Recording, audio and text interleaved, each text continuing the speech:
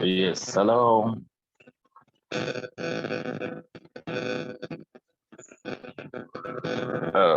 Okay. Can you hear me? Okay, I don't seem to hear you.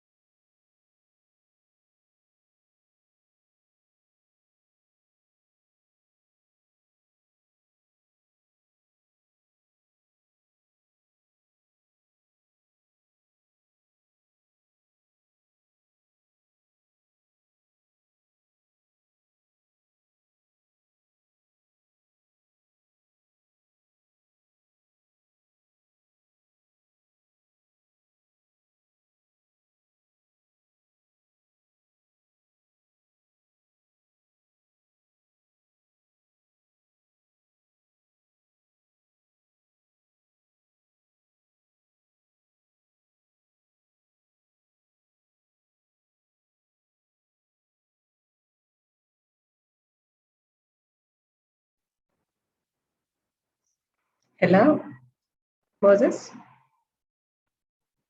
Hello, Moses, can you hear me?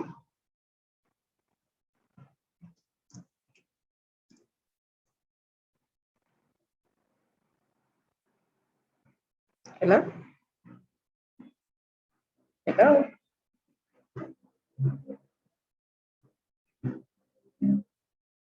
Moses, can you hear me? Hello? Oh my God, what is not happening? Just this, let me transfer. Hello? Moses? What is not happening?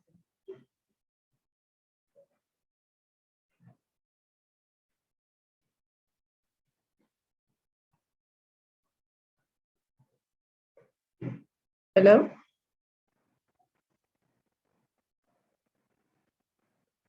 Hello?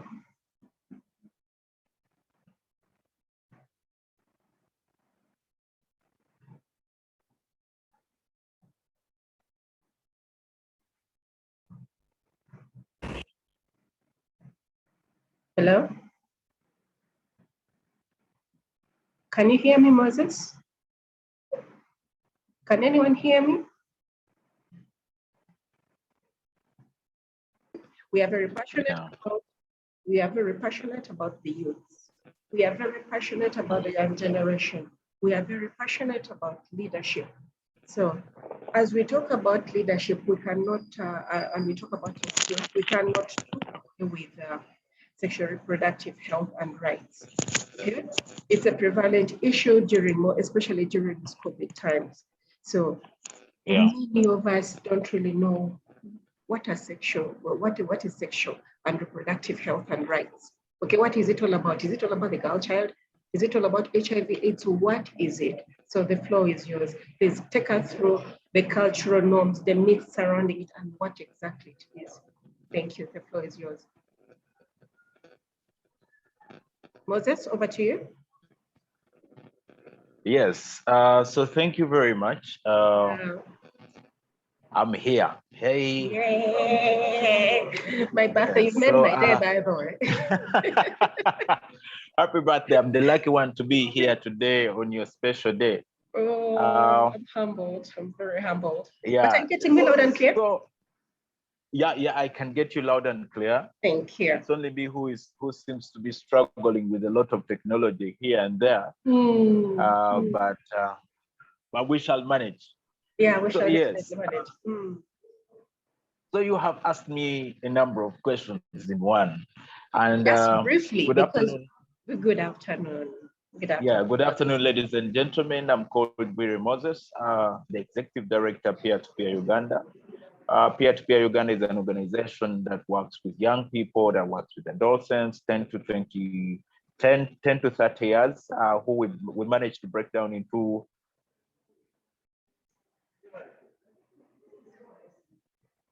the 14 to 24 and then the 25 to 30. That is all based on how we usually intend to implement our programs through the peer-driven approach, among other supplementary strategies of implementation. So first and foremost, what's the definition? What's the understanding of sexual reproductive health? This is a concept that has confused so many people, just like how when you talk about sexuality education, how it's always having a lot of contentious misunderstanding. But sexual and reproductive health is the state of complete physical matter relating to reproductive system of the person. That it could be male, it could be female, could be any other of those. So basically that is it in simple terms, in a nutshell. Okay. So what are the connotations, the cultural and the religious myths surrounding that? Given our African tradition, let's look at our African tradition, or let's look at our cultural norms. Then the cultural norms and values around sexual reproductive health are quite very many. For starters, you see we are having what we call going to the bush, the boy talk around the campfire. This is all sexuality education. This is all sexual reproductive health. Okay. The girls going to the sengas, then the boys going to the kojas before marriage. They say as long as the girl child is menstruating, they should start to go to the bush. As long as the girl is menstruating, they should start to have conversations with the sengas. As long as the voice starts to change, they should start going to rear cattle with their fathers. This is all sexual reproductive health. This is all sexuality education, and it's very, very disturbing when you see that people cannot be able to relate. The similarity between what we had then and what we have now. When you go to church, I'm not legally married in church yet, but I've been able to relate with all these things. In the religious aspect, within the Muslim community, the girls are always, they tend to have that conversation with their, I don't know how they call them, but those ladies to prepare them for the marriage that they are going for. That is all sexual reproductive health. That is all sexual education. I'm a Catholic by baptism and by practice. In the Catholic Church, before somebody goes to the altar to legalize their marriage through a wedding, you go through a number of sessions with the religious leaders to prepare you for the marriage. That is all sexuality education. That is all lying under sexual reproductive health. So there is nothing unique that we are having under sexual and reproductive health that we haven't been doing. The change is just the language. Yes. Okay, so what age do you think is most appropriate for us to begin talking about? Parents have always had a challenge. via that subject. We talk about sex and sexuality. So parents have always had a challenge. When do you think is the right time that parents should introduce the topic of sex and sexuality to either the girl child or the boy child? So the right time is the time when this child is able to know what is right and what is wrong. That stage could even be 6 years. Now, this is where the magic lies. Have you noticed that there are so many young girls and boys, when they're dancing, they want to hold their butt, they want to hold their chest, that is all sexuality. That's why I'm saying that this conversation should go as early as the time when the child is able to know what is good and bad, what pains and what doesn't pain. When you beat them, when you slap them, they're going to cry. It means their mind is able to associate the beating with the pain that comes with it.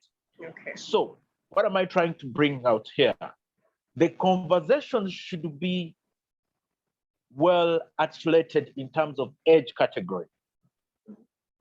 In terms of age category, when a child is 6 years, we should be able to start to help them draw the conversations of how are you supposed to be behaving? How are you supposed to be handling yourself? Which is always what has always been handling, what has always been happening.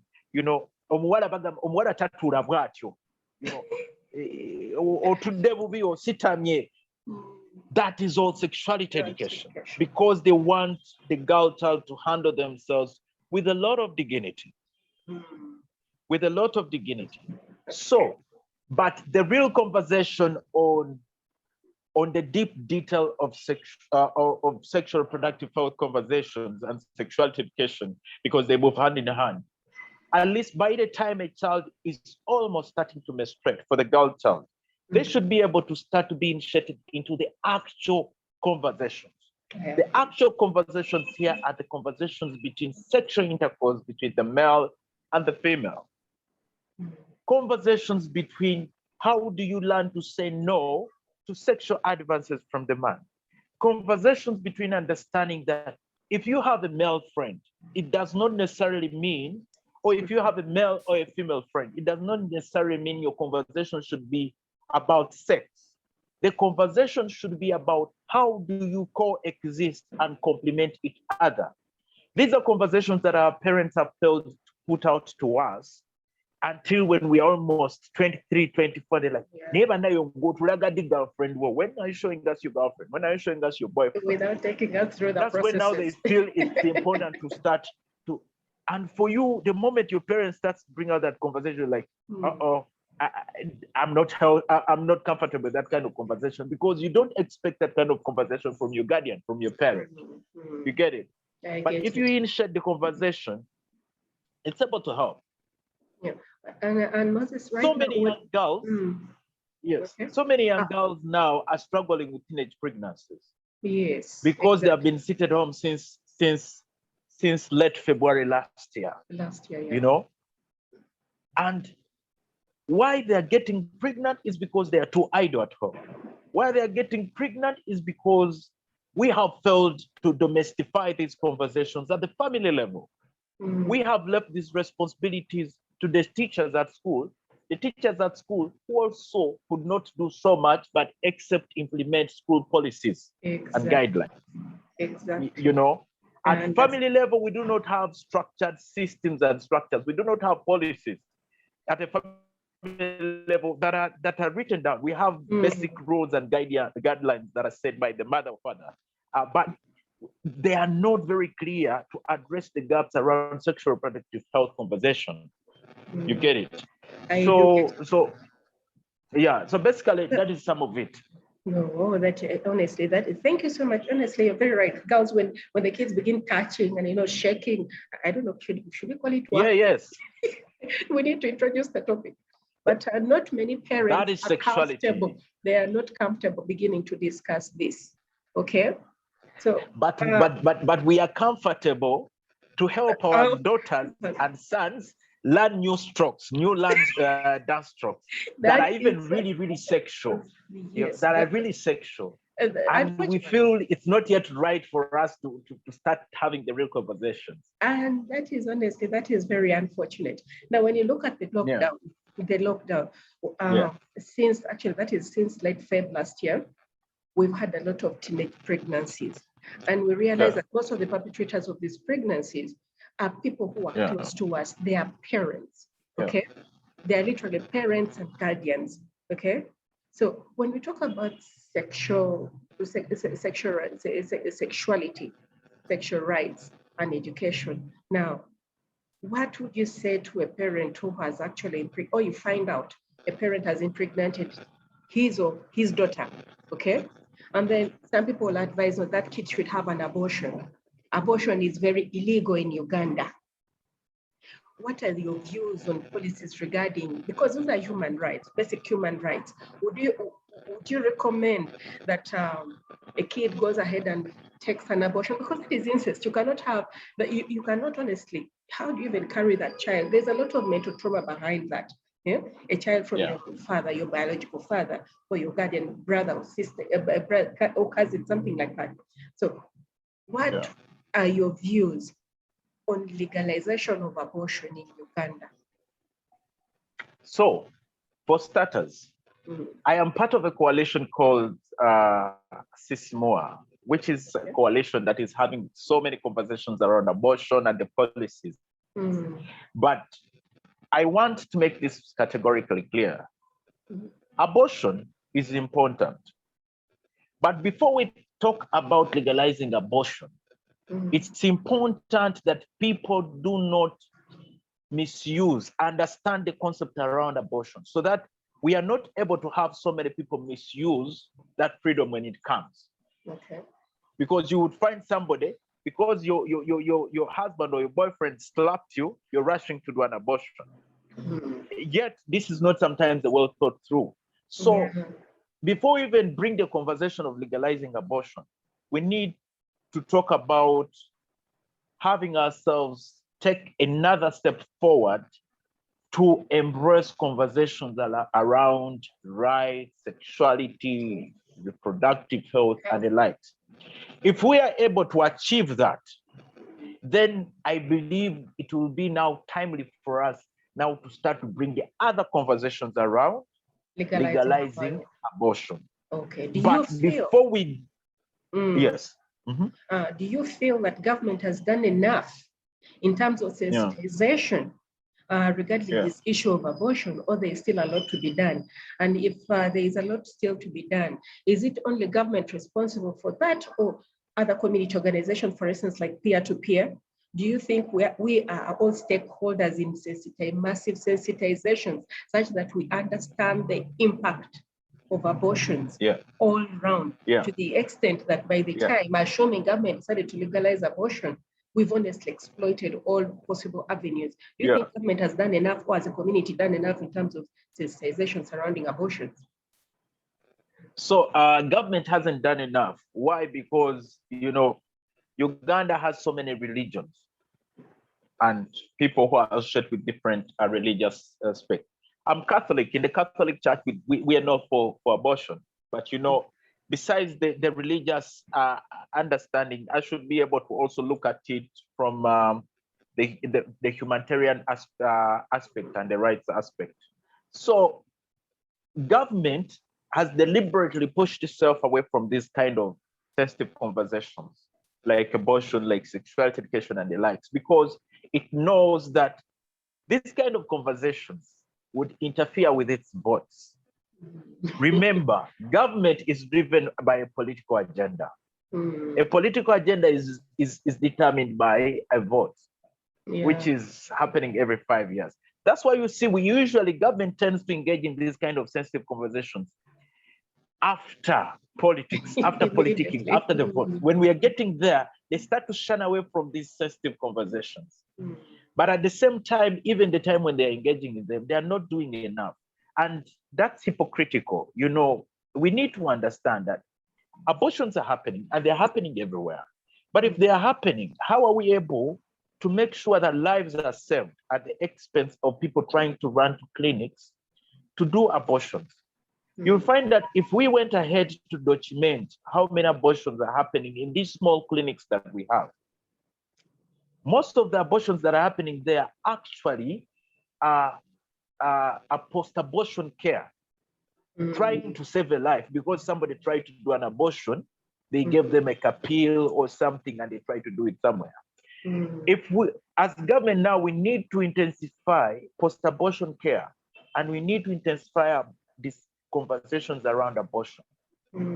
But again, even by the time we are having abortions or pregnancies or unplanned pregnancies coming into effect, it's because we have also, it goes back to the conversation I had earlier, the empowerment conversation around sexuality education, the empowerment conversation around sexual reproductive health, where we are able to give opportunities to young men and young women to go to health facilities and understand and talk to medical experts about, if I feel I want to have sex, is it okay for me to use a condom? If I'm using a condom, is it okay for me to abstain? Is it normal for me to abstain? Is it normal for me to have sex? When is the right time to have sex? If it's the right time to have sex for me as I feel at a personal level, how am I able to go about it? I'll give you an example of myself. The first time I had sex, I wanted to go and buy a condom. That time I was in my first year at university. I was staying in Wandegea, one of the hostels in Wandegea. I moved from Wandegea around Akamwesi, where I was staying, all the way to the traffic lights, looking for where they were selling condoms, but I could not find a single shop. But yet, even just outside the room, there was a shop that was selling condoms. But because I was afraid to see, how will they see me go to a shop to say, I want to buy a condom? But what I was trying to do here, I wanted to save myself from contracting any STIs or even unplanned pregnancy, and at the same time save the life of my girlfriend from becoming pregnant through unplanned engagements. But this was an empowerment gap within me as a person. You get it? But how many people of that nature would say, let me just go all the way? By the way, Moses, to cut it short, one time I went to a supermarket just at the Winton, okay? At the Winton Road, there's a supermarket behind there. I forgot it. I don't know, I've forgotten its name. I get into the supermarket, I'm buying a birthday gift for a friend. And there comes this gentleman, he's at the till. The condoms are just right at the till, okay? Yes. So because people are coming in, there's traffic in and out, and you know the way women shop. So buy one thing, then run back. No, I think the other one is better. Now, this man kept dialing around asking, he literally asked for every item on that till, around that till. Yes. And he could not come outrightly to say he wanted a condom until one gentleman just came in out of the blue and said, okay? Then the cashier very fast, wherever the guy paid and went out. So this guy here was like, like him. So and I'm like, what is this mental stigma? This is serious stigma within our community. So especially where men are concerned, So what should we do to sensitize our men, to make them feel very comfortable to go out there? Maybe if I'm going to the supermarket, I'm going to this outlet, it doesn't matter wherever. I can easily ask for my condom. I can easily maybe even ask for recommendations, okay? Without any fear of being judged, without any issue of stigmatization. What can we do to sensitize them? Because we realize our men are honestly left behind in most cases, okay? Yes. And yet, so they end up engaging in sexual activities, okay? Unprotected, thereby contracting HIV/AIDS and other STIs and STDs, thereby impregnating somebody else and also making them sick. Okay, so what can we do? What sort of sensitization can we do as civil society organizations or as government in order to bridge this gap, so make this a normal in today's society? So this is the thing. Even if we did sensitization campaigns, men have naturally been raised to always be a little bit drawn back when it comes to conversations around sex and sexuality. It's been built within us by our parents, by our fathers, our mothers, our guardians. So what we need to do is we need to demystify these conversations around sexuality education at family level. Every level is important. Like I said, when you are engaging in sexuality education conversations at the family level, you don't need to unpack everything to a child at once. It should be a gradual process. You say my child is 10 years, at 10 years, at 15 years, you see, if you're having a boyfriend, you come and tell me about your boyfriend. So that I can also invite your boyfriend over for lunch at home. But what you're trying to do is you're trying to help these kids not make wrong decisions at the wrong time. Yeah. But if your child starts to understand that, hey, Munange, whatever name mommy has said it's okay for me to bring my girlfriend home, and it means she appreciates the person I am with my sexuality as a person. So being able to demystify those conversations will help us be able to address issues of unplanned pregnancy, early childhood marriage, rape, gender-based violence. I'll give you a very clear example. Gender-based violence starts from, it's very, very common with families that have been raised by single parents. It's unfortunate now that single parents are the biggest hotcake right now. Every individual, male, be it female, everyone feels they can raise their child single-handedly, which is totally wrong. The contribution of the male species in the growth and development of a child is different from the experience that this child gets to learn from a female gender. So it's a two-way traffic kind of thing. So what we need is demystifying conversations around sexuality education at family level. We need to be able to learn to control technology, the use of technology. We need to be able to censor what our children are able to see and what our children are able to access through the internet. And then recently here, we did have the ministry, we did have the Uganda police. Uganda police has a helpline, which is working around gender-based violence. And if you don't mind, I can even share that. Please do. Yeah, it is 0800199195. Okay, you can repeat that again, please. It is 0800199195. It's toll free. That is the number that no one needs to pay for, Now, and it's under the Family Protection Department, the Child and Family Protection Department. It goes all the way to the headquarters at Naguru, which is manned by SSP Atuhaire Marine. I need to host her here soon, actually. We need to have her here. You need to. Yeah, we are going to invite her. We're working on inviting. I'm actually working on inviting her over here soon. Yeah, you need to. She's quite a very, very passionate person when it comes to gender issues and the likes. So yes, so I don't know if I've addressed your question very well. Yes, you've actually, this is a topic that cannot be exhaustively, honestly, concluded in one Zoom meeting. So we shall honestly be having tidbits here and there. But now, talking about, recently, I've been conducting a survey within the community of Ruzira alone, okay? But within that area, Ruzira, that area still about what, Bell?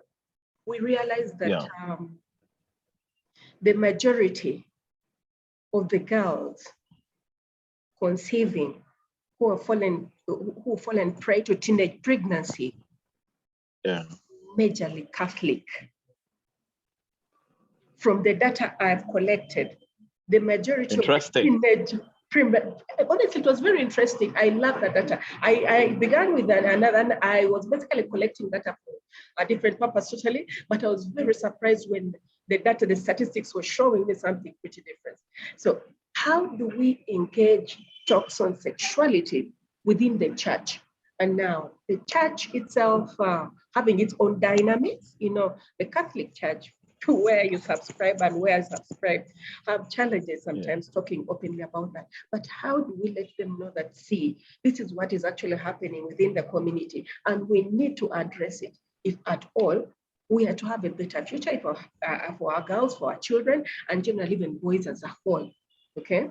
So I realized the prayer is mostly within the Catholic Church. The ones that are less affected, actually the Muslims, surprisingly. So what should we do? I do agree with you. I do agree with you, but church structures are very, very sensitive. There are structures you cannot just manipulate. They are very conservative. Muslim, Catholic, SDA, very conservative. And based on your findings, I am really not surprised when you say Catholic Church. The Catholic religion has so many of the victims of the young people, of the girl child who are pregnant in this period. It's because for us, in the Catholic Church, there is no room for those conversations. We like to pretend like it's not okay to talk about these things, but at the end of the day, they are happening. I don't know how it's happening, but the level of how sexual young people are today is on another level than how it has ever been. Is it because there is a lot of exposure in terms of sexual related content, both online, on social media, on Facebook, on Instagram, on TV, you name it, or a lot of written material? Where is the gap? Even the peer conversations, most of the peer conversations you get to see among these young girls and boys, it's about girl or guy, male, female. It's the conversation because that's what sells. That's what is more appealing. So what we really need to do is we need to allow at some point to engage religious institutions in understanding that yes, we have a religious line, standards of how we need to do things as religious entities. But at the end of the day, we need to be able to embrace the new challenges, the new technological challenges, the new lifestyle challenges that have been integrated into the communities that the religious leaders are leading through. So we need to empower the religious entities to understand that they need to be able, regardless of them being conservative, they need to be able to embrace those conversations. Why most of the Muslim girls are not going through that kind of gap is because for them, those conversations are there at even family level, Yeah. Okay, Moses, thank you so much. You know what? I know time is running out. Like I said, I wanted to have a chat with you for my birthday. This is an interesting topic. We can never exhaust it. But before we wind up, I'm honestly very excited, very happy you've made my day. I'm supposed to be running somewhere, but this has been my best gift so far. Okay, happy birthday, happy birthday. Thank you. So, how old are you now? I am 4 and 5. Okay, yes. So Moses, as we wind up, tell us, just in a nutshell, what is sexual reproductive health all about? What can we do better as a community? And what can the government do better in terms of exposing a lot of issues regarding sexuality? How can government or we civil society organizations help parents overcome these challenges of addressing sexuality within the community? So just in a nutshell. I've been able to talk about some of them. Yes, you some have. of the solutions in, but I'll break them down into three categories. The solutions: family level, which is more like the individual level, organizational level, and then the national level. One, at the family level, like I said, we need to domestify conversations around sexuality education. We need to be able to draw lines. So parents should know that it's of their own importance. Just like how you wake up every day to go and look for school fees, to pay school fees for your child to go to school. It's also important for you as a parent to wake up every morning and seek knowledge on reproductive health conversations or health-related conversations, so that your child is not going to learn these things from their friends in school, but they're going to be able to learn these things from you, the trusted source. And they're going to be learning things that are age appropriate. So for you, you will say, when they are 10, I will teach them this. When they are 15, I will teach them this. So that they're getting the right information at the right age, and they will even trust you more and even start to open up more. Secondly, we need to invest in human-centered development. Okay. This is based on how we tend to handle things so that everyone is empowered at an individual level. When you empower your child with the right information, your child is going to be able to take responsibility of every consequence of the action they do, even in your absentia. When you're busy looking for money out there to support your family, the child is going to be very responsible at a personal level. At organizational level, what can we do? We need to invest in collaborations and partnerships. A lot has happened right now that, the over 11, 15 months that our young people and children have been home, the adolescents, we have had so many setbacks in terms of the successes we had achieved towards ending teenage pregnancy, child marriages, gender-based violence, drug use, substance abuse, name it.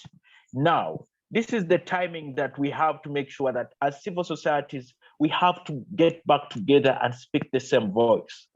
So that we don't go in the same sub-counties doing the same thing, three different organizations. But we are able to say, Ella Foundation, you are in Ginger, which sub-counties are you working in? Peer-to-peer Uganda, because of the gap that Ella is having in sub-county A, B, C, D, let's get there and complement. So that we are able to work together there. Then also, we need at the national level is we need to invest. We need to see the police do more at the child protection units. Okay. The child protection units are there. The child protection and family units at the police stations, they're there.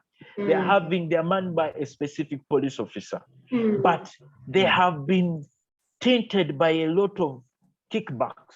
Small monies that are paid by the culprits. And most of these people, we are not having justice.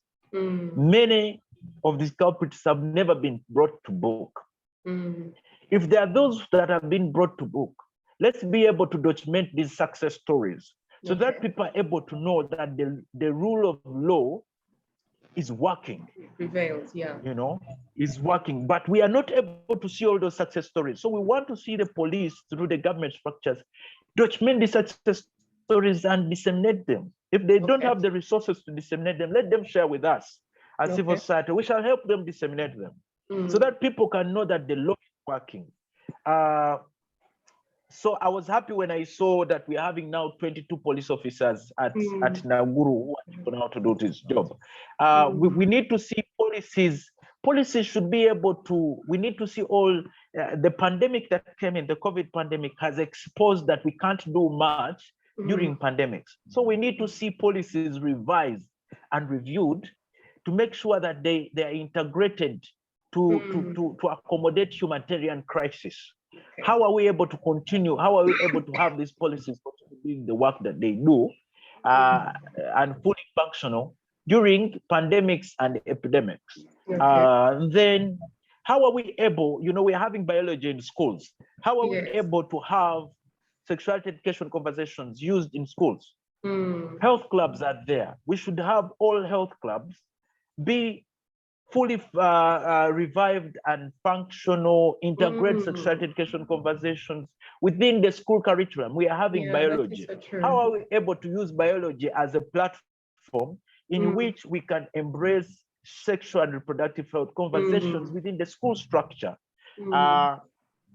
Yes, basically, Yes. I think that is what that is what we could be able to do. You've been so awesome, Moses. You've really been so awesome. And like you said, back to the school structures, we realize that we need to reinvent clubs, even within the schools. The clubs had become a money-making venture. So it's all about the trip we are going to Mombasa, we are going to Kenya, we are going to and then they're only working as tourists. But there is nothing they are creating that molds our children in terms of building their self-confidence, in terms of knowing their sexuality. By the way, I have, when there was a time my daughter went to Paris for a school trip, she ended up being a mother to the other children. So as opposed to now the teacher being their patron or chaperone or something like that, she ended up being now the one to take care of the rest. Please, need to behave this way, you need to do this, you need to you know, that sort of stuff. So I think we've gotten to a situation whereby we need to get back to basics. We need to get back to the drawing board at all corners. This pandemic has proved that we've actually gone back 1,000 steps backwards. So we'll have to use a lot of assertiveness, a lot of, we'll have to engage with a lot of partners, too many partners, in order to take us back to where we had reached. But for now, and do you know what is funny? Do you know what is funny? Tell me. Most of these girls have gotten pregnant and are watchful eyes when we even asked the guardians and the parents who were in the same houses. The question would be, where has been the gap? That's a question that you, who is watching, it will answer at your personal level. Where is the gap? As me, as a guardian and a parent. One child, I actually know of a story. I have a friend, a real life friend. That was in my own level. This is a girl who was always picked by the father. Beginning of term had, unfortunately for us, some of us would pay fees in bits. Has the dad would pay food clear from beginning of term to end. So she had no reason to go back home mid-term for school fees or sick or what. So the girl decides to come back to school one time when she's pregnant. So they ask her, "Madam, where did you get this pregnancy from?" The girl is quiet. The father retraces his steps. At school, the girl has never been away from school. Home, the girl has been there 24/7. Going to church, she's got a personal escort.